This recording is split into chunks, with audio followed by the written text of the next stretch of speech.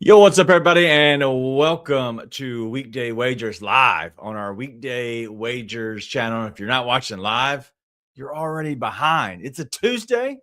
It's popping already right now. The Grizzlies just made a huge trade in the NBA, and there's going to be more trades that are going to be facilitated through this one, but also others around the league with the superstars that are wanting to be out, whether it's Giannis Antetokounmpo or if it's James Harden or whoever it might be.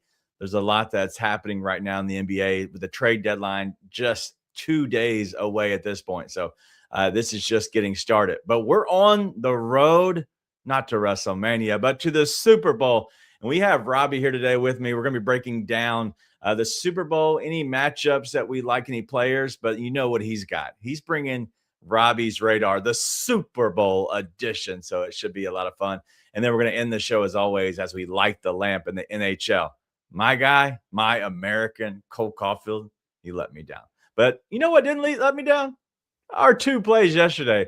Mark and I completely swept the board. And I know there's a lot of plays, a lot of goal scorers in the chat. I think Robby was bragging about that. So I'm about to ask him here shortly. But 2-0, Utah Mammoth covered the puck line, and then Ty Jerome, 2+ 3-pointers, easy cash for me with the Grizzlies. He might be the only one left on the actual roster. But let's go ahead and bring in the guy, the man, the myth, the legend, Robby Hockey. What up, man? Hey, what's up, DG? Good job to you guys last night. Really like those plays. Well, I like Mark's because I knew more about it, but I liked your play too because you know the NBA better than anybody else. But yeah, Ryan O'Reilly Auto Parts came through for us, not with one goal, but 2 goals last night. O'Reilly Auto Parts. Ow. All right. Well, let's get this thing started. As we always do on this show, from now on, we're giving you our play. So let's get this thing popping. Robby, you're up. Let's do it. Look, this is a 1-point parlay. This is 2 defensemen as well. They play defense for their respective teams at plus 132. Insane odds for 2 of the best on their teams right now.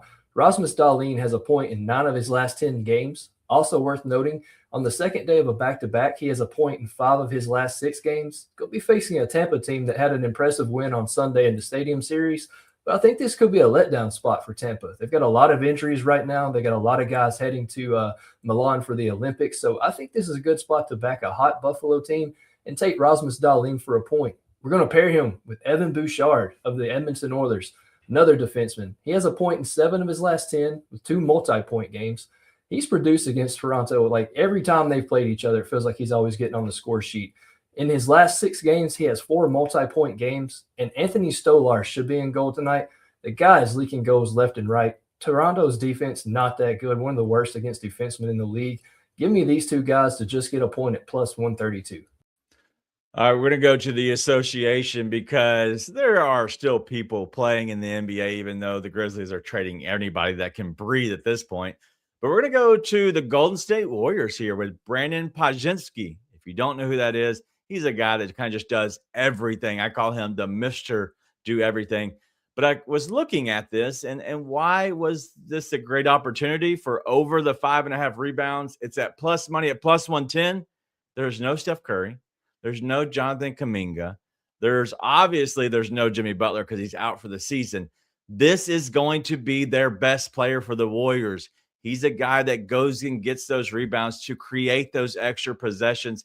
He's done this, I believe, in 5 straight. And so because of that, I like Brandon Pods, if you want to call him that, instead of Podziemski. But yeah, Pods is going to cash us 6+ rebounds tonight at plus 110. All right, well, those are our plays, but it's time. It's time to get this thing going. I see the chats popping. We already got some Grizzlies talk, a big haul there for the Grizzlies. As well for Memphis, but also I think it's time. Everybody's been asking. Everybody's been waiting for it, Robby. So why not? Hold on. It's a Tuesday. I got to change this thing to Wednesday and completely mess everything up. But you know what? We're going Robby's right on.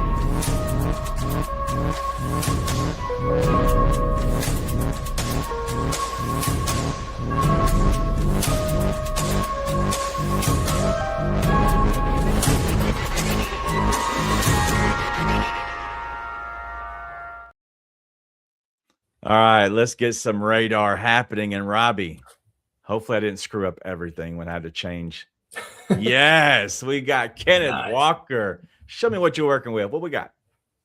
Yeah, so I think this is a good guy you can target for any prop, rushing, receiving, all around. I think he's going to be that guy for Seattle in this matchup. Zach Charbonnet going down.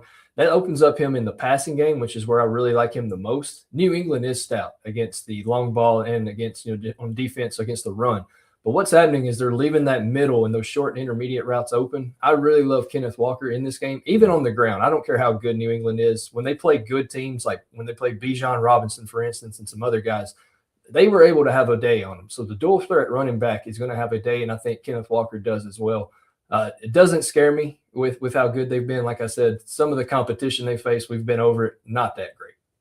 Okay, well, you're looking at this. So you're saying it doesn't worry you with him on the ground. Why? Because that Patriots defense, especially against the run, has been really stout. I just think it's Kenneth Walker's show. I think he's proven in the last 3 games without Zach Charbonnet that he is the clear running back one. I know Charbonnet was a good 1-2 punch, but this is why you saved Walker. I mean, even if Charbonnet was healthy, this is the game where you want Walker to get the bulk of the load. Like I said, it doesn't scare me on the ground, but most of my props are through the air with Walker in this game. And they're all really good prices right now and pretty good lines as well. If you're going to get those in, I would get them in today, maybe even tomorrow, because the lines are just going to continue to move as we get closer. Yeah, speak on that, because obviously, with Super Bowl, there is a time when to put in plays, a time when to kind of hold off. When you kind of do you see, like, when you make a run on somebody maybe 6 or so yards higher than it came out with, is that like a line, or is it like a day? Like, when do you eventually just say, all right, I'm not going to go for it, though it'll fall back to me live at least? So Matt Collins is a great example. I think his receiving line opened up at 20, and it's already up to 26 right now. I still like the 26 because he is the deep ball threat. Kyle Williams was filling in for him, the rookie. But when Mac is healthy, he is the deep ball threat. Now, he may only catch 2 passes, but those passes could go for 20-plus each, as we saw last week in their win. So I think that's a guy, even like right now. I bet it last night. I know it opened at 20. I think you can get it at 25 at minus 120 something at FanDuel. It's the best line I've seen. But like Walker, what scares me a little bit with Walker's rushing line is it's at 72.5 last night when I checked.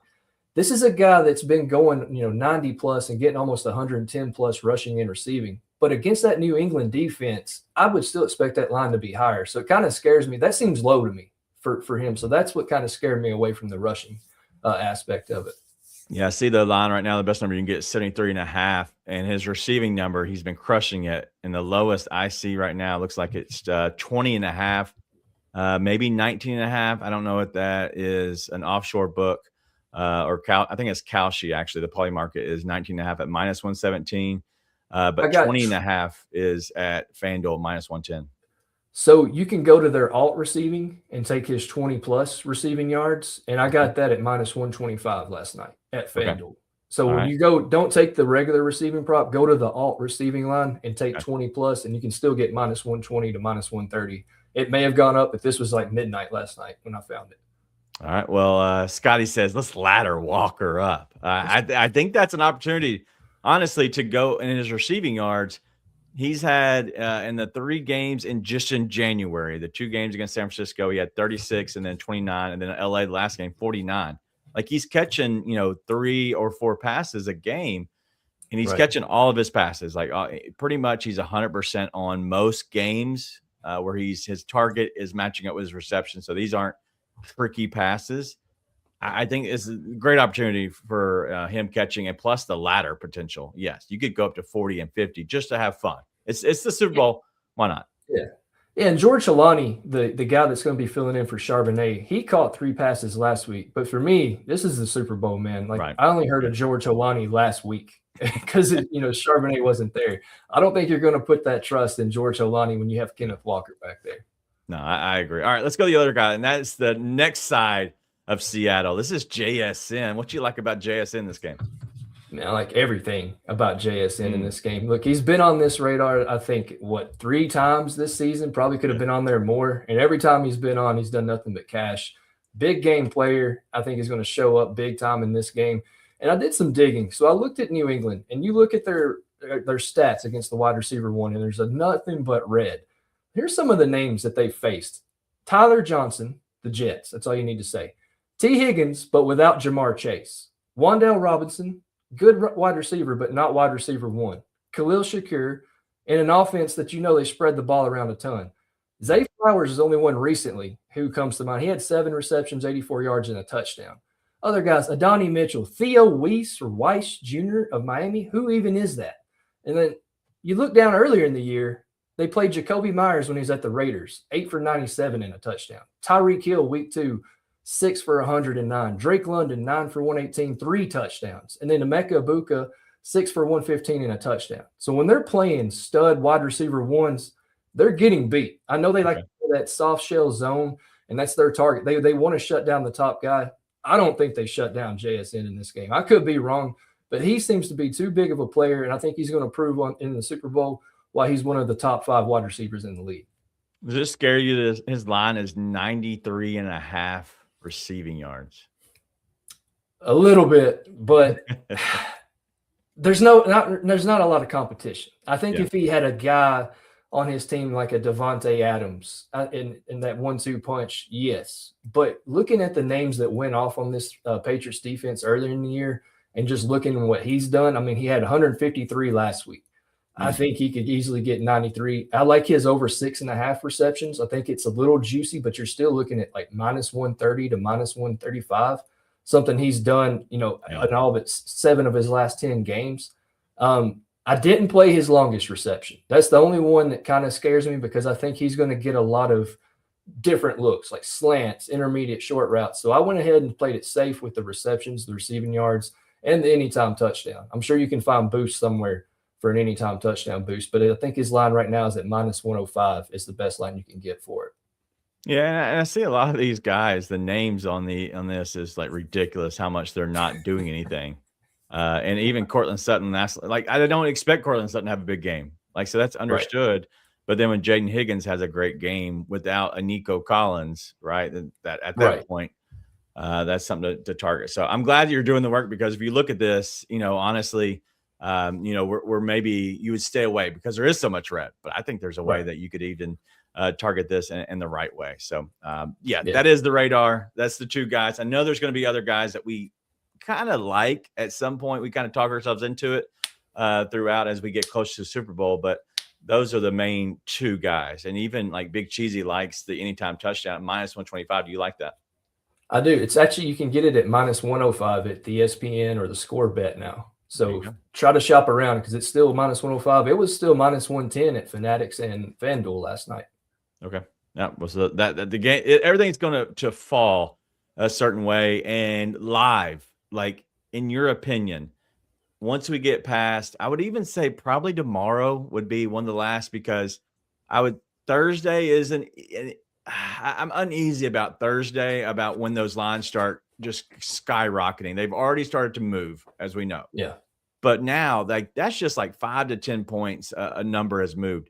That number could move another 5 or 10 points starting Thursday, Friday, and definitely Saturday, Sunday morning. But if you like the Super Bowl, Sunday before the game, an hour before the game, the lines will come back. So if you miss, for some odd reason, the line that you're looking at is notorious. Sunday, an hour before the game, all the lines move back in your favor to where you want. If not, right after kickoff, you should, unless once somebody has a game-breaking play. Then at that point, if you're betting overs, I would wait till right before the game or right in the live of the game. But at the end of the day, you could bet Sunday morning, maybe Saturday night unders like crazy, and then find the middle sandwich, which I'm not good at that. But you can find the middle very easily. That's too much work that I don't want to do and too much math that I don't want to do. And I like getting mine in early because like you've got kids and I do as well. An hour before the game Sunday, who knows what my life will be like. So I like getting these in early. And I wanted to get, like I said, the only one that makes me mad is Matt Collins because I think I could have gotten that at a nice 20 at a good number. And now it's at 25, but I'll still take 25. Yeah, for sure. All right. Well, let's look through some of these because Cheesy's saying he likes the under on 46.5, which do you like the under in this game? Okay. I do too. I think Joe said it yesterday. He said it could be a 13-10 style game. I think you could see an easy, like maybe 20-10, 20-13 style game. That's why I'm keeping I do player props. I'm keeping it to these two guys and Matt Collins. I don't trust anybody else. I looked at New England last night because I wanted to have a balance, one on New England, one on Seattle. I could not find anybody that I absolutely trusted on New England other than Matt Collins. That's the only one. And even that still, with how Seattle's defense is, that still kind of scares me. Gotcha. All right. Well, we'll go ahead and look for that. But Joe's asking, where's Mark? I didn't expect to be on here maybe less than 2 hours ago. Yeah, 11 o'clock. Yeah, it wasn't too long ago, and Mark had a pipe bust in his house. So Mark is not in the chat. He is not available. He is trying to take care of house issues, and so hopefully all that is going well. And I think you said in our chat, what a mess, because that's exactly what this all is. I feel for him. Yeah, so that's one of the worst things to have is a pipe burst. Just ruins everything. Yeah, so definitely sucks for him. But yeah, hopefully he's taking care of that.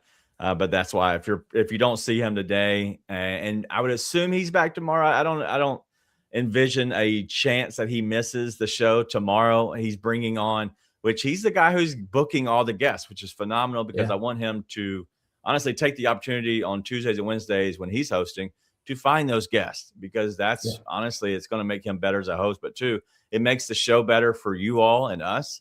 But he's bringing on Jared Smith. And so we have that happening. And tomorrow he'll join us for, I think, at least a 20-minute spot. So make sure you hang out with us there. But we're going to go ahead and let's maneuver something, because I got to take care of something real quick. But let's go ahead and light the lamp. And so because of lighting the lamp, we're going to get to all the Grizzlies and the NBA trade deadline, as well as maybe some things happening around the NHL. Before we get there, let's light the lamp. Seabass just got us. Hey, what's up, everybody? It's your boy Seabass, the only 5-star chef in the game. We all know sports betting is full of bad beats and tough calls, but when it comes to flavor, there's no second guessing. Bassett's Blends is the plus EV lock of every meal. We don't need a stinking model. Crafted with winning spices and bold taste, Bassett's Blends comes in 3 flavors: original, hot, and no salt. That's going to turn chicken, steak, vegetables, any dish into a can't miss cover every night. With Bassett's Blends, there's no bad beats, no flavor fades, just guaranteed greatness.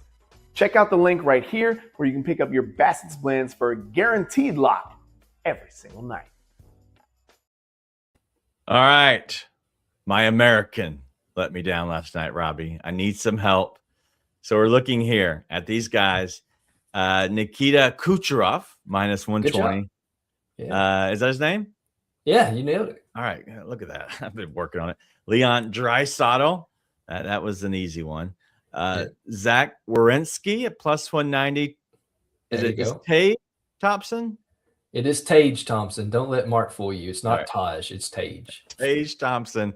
And then Zach Hyman. And you brought to my attention right before the show we got live, that is not plus 220. And I was not able to fix the graphic before, but it was sent over to me. And so I'm going to put it up as it is. But it's now plus 130 for Zach Hyman, correct?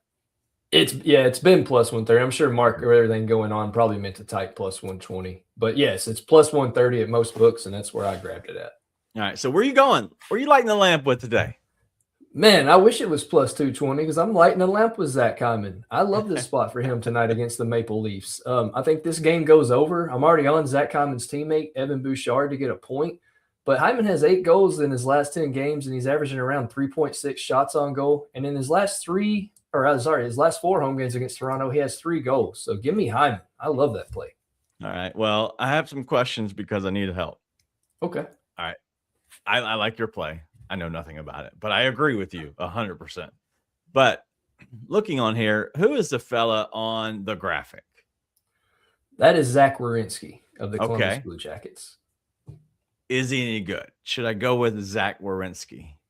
He's really good, but a lot of his points come via an assist. So when you look at a guy like Zach Werenski, you want to take maybe 2+ points instead of an anytime goal. I'm looking against New Jersey. He has 1 goal in his last 10 against New Jersey, and no. Looks like you took that guy, the best net front player in the world. Yeah, all right. Yeah, he is. And he's got Connor McDavid feeding him the puck, so that always helps. All right. Is Tage Thompson, is he American? He is American. He plays for Mark's Buffalo Sabres. All right, I found me an American. I was going to go with Leon Draisaitl because I know that guy's name, but Tage Thompson, my American. Let's ask this stupid 8-ball because obviously it was right yesterday. Let's ask. Tage Thompson, score a goal, plus 200. Pretty hazy. Try again. I swear this thing, it takes more days off than I do from work. All right. So we have without a doubt. All right. I'm going to team up with the 8-ball. Mr. 8-ball better not let us down with Tage Thompson in honor of Mark and his Buffalo Sabres. We're going plus 200. I'm feeling okay about that. I love that spot. I think that, like I said in my analysis of, I don't remember who I had. Rasmus Dahlin. Never played that guy. He's on Buffalo. Yeah. Tampa coming off that big win. I think this is a letdown. Tage is about damn near automatic as it gets lately. He's got 3 goals in his last 5 games against Tampa. Man, if I was Mark, I might call this a lock. I might. If you were Mark. I'm not, but if I was Mark and I had all my bias showing, then maybe I would say this is a lock. But I'm not saying that. I'm just saying that's what Mark would say. We'll see. Yeah. All right. Well, let's get through some of these because I do have some guys that have some comments or growls. But would you do this? Would you get and allow someone to purchase a Robdar license plate? It wouldn't go on my truck, but I would hang it in the gym. All right. You got your answer, Joe. All right. Sky 2 saying Dylan Brooks over 20 points and Brunson over 3 threes. I'll go look at them real quick as we're digging through here. And he said the first Brunson, he plays a little bit earlier. Looking at Jalen Brunson, he loves his 3 threes. He's playing Washington. Washington sucks. The problem with Washington is I think that, yes, he might shoot threes, but with Washington sucking, I just think that there's potential of this being a blowout and he doesn't play as much. I think that is the only potential that I would say with that. Let's go Dylan Brooks. Looking at the Phoenix Suns are playing Portland tonight. And what I would say is be careful if there's any potential of movement on a team, such as that person being traded, somebody else being traded. I would say just be careful because you really never know how that affects your lines. But he's saying over 20 points. 20 points.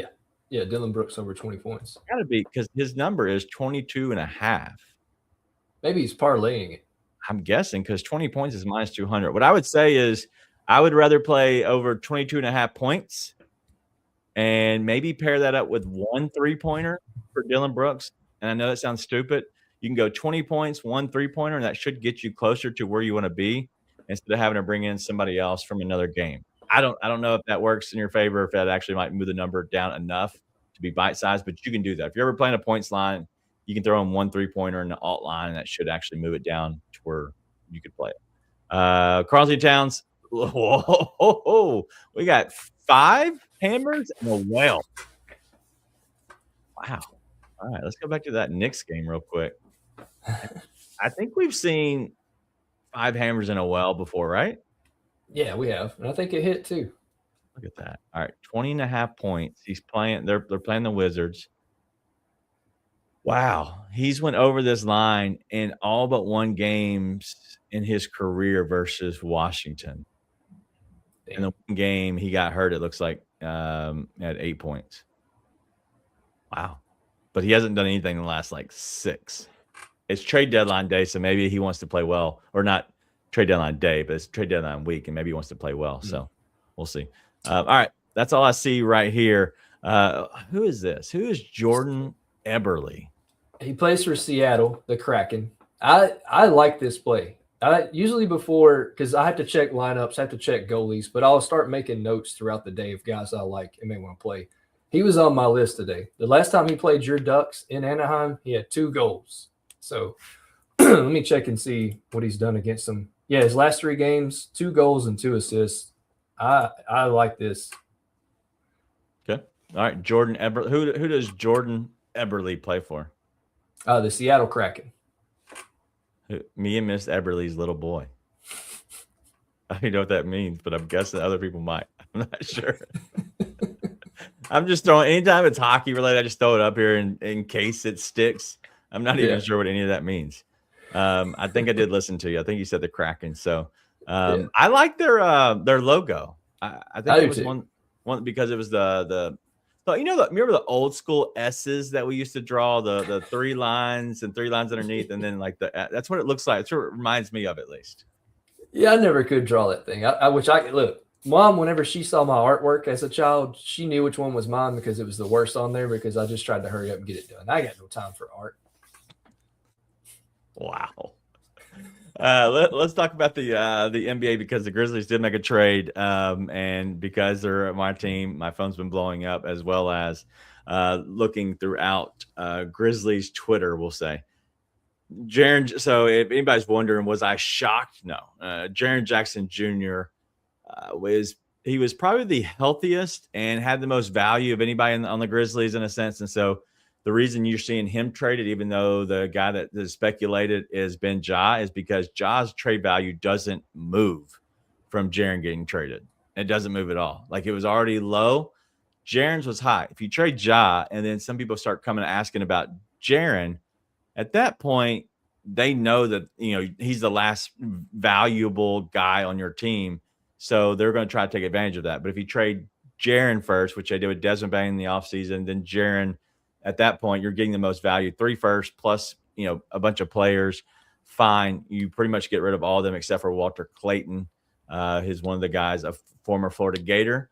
And so I would say, and Joe's asking, would you keep Clayton and Ja? Ja's not going to be with the Grizzlies. He won't be through a rebuild. The Grizzlies are in a full rebuild mode. They have 13 first-round picks over the next 7 years.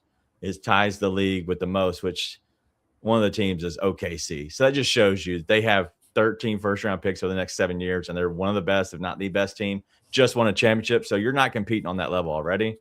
But yes, they'll keep Walter Clayton. He'll probably be a backup point guard. They'll get rid of Ja either in the next 2 days or in the offseason. Wait, so Clayton got sent to Memphis? Yeah. As part of that deal? Yep. Damn, okay. Hey, man, when you need a bucket for like a last-second game, he killed it last year for the Gators. I know he was doing good early on from when I watched, but I haven't kept up with much NBA, too much hockey right now.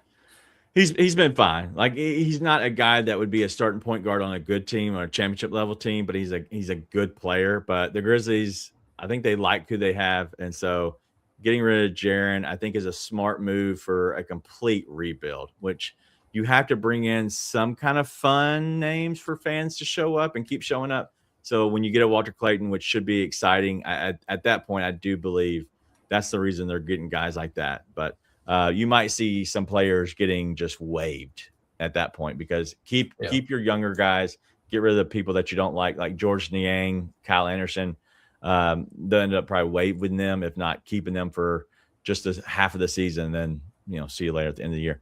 But that's all the NBA stuff I know of that's happening right now. NHL wise, I know the Olympics are coming up. Is there any movement? Because I would assume you and Mark are going to be all over the Olympics for hockey. Yeah, no doubt. They start Thursday is when the teams start taking their break, and it goes all the way through February 25th. So that's 3 weeks of props that if it's not Olympic hockey, I don't know what I'm going to do for this show. But Team Canada just announced that Sam Bennett, our Book of Sam, one half of the Book of Sam, is getting called up to be on their roster. And I think that's a great move. Anthony Cirelli is down with an injury. He's one of those Tampa guys that are hurt. They're bringing up Sam Bennett. He is a gamer. I mean, clearly, he's won 2 Stanley Cups in 2 years. Yeah. He was a big part of those Stanley Cups as well. And he's also the guy you call up to scrap, like a Brady Tkachuk. Last year, they had a scrap in that first game when they were all fighting. So he's an enforcer, but the guy can put the puck in the net too. So I think, honestly, Canada just got better bringing him up. Nice. All right. So if you want to pay attention, we're going to be covering for sure all of hockey within the Olympics. And I actually had Miss Kim reach out and was asking about us covering or talking anything Olympics. And I had the idea, and we haven't at all talked about it, but what if we picked a sport and like, hey, I'm going to just follow this for the most part and just bring an update every now and then? I think it'd be fun because last year I got into curling. Why, I don't know. but I enjoyed it. And so maybe I'll follow the USA curling team through the Olympics and see how they're doing. Well, it'll be your curling update. Look at Joe, me and Joe in Sapatico. I saw Lindsey Vonn tore her ACL and said she's still going to compete. Oh, that thing's going to be locked up because all you're doing is just like your legs going do do do do do. Yeah, you're doing all those. Is it moats? Moats? I think you're on something. I think you're on to something. All right, let me. Final thing we have here before we get out of here. It is the Pro Bowl. Today is the Pro Bowl. I have no idea what's happening. It is at 7 p.m. I'm sorry, 8 p.m. Eastern, 7 p.m. In God's time zone, which we both are. Looks like it's on ESPN and then Disney XD. Yeah. No idea. But I was trying to look through here. Do you know if they have any kind of games, like stuff? I have not looked at the Pro Bowl. I watched a funny YouTube video about it this morning where a guy plays different characters, but he's himself. And he walks up in the living room. He's the NFL. And then like the fan shows up and he goes, "Hey, the Pro Bowl's today." And he's like, "It's Tuesday." He's like, "Where's it going to be?" And then it's funny. If you can find it. But I had no idea. I'm looking right here. I don't see anything. All I see is Shador Sanders added to the team. But I don't Justin see. Fields turned them down. They even tried to reach out to Justin Fields. That's how bad it is. Wow. All right. Well, I don't see any skills competition. So honestly, I can't help you. I Googled it. So Kim, I don't know if there is any skills competition. It's definitely a Pro Bowl low point. Moguls. That's what it is. Look at Joe. Yeah. Joe's coming in today. What did I call him? Hey. It's not moguls. I called him. I thought you called him Mozart for a minute, but it wasn't that. It was something else. I don't know what my kid's trying to tell me what's going on. All right. I don't think I'll have a remember exactly what I remembered it to be. But that's all we got today. We'll make sure we continue this thing. Hopefully we'll get back Mark tomorrow from having a busted pipe and that full cleanup and everything that's going on with that. That's nasty. And hopefully it didn't do too much damage. But you know what? He's an insurance guy. Well, he'll figure it out one way or the other. But thank you all for hanging out with us. You want to say bye? All right, come on. They want to say bye. So we'll get out of here. Thank you all for hanging out with us and making us a part of your day. Hopefully the best part of your day. But we'll see you again. Everybody say bye. All right, see you.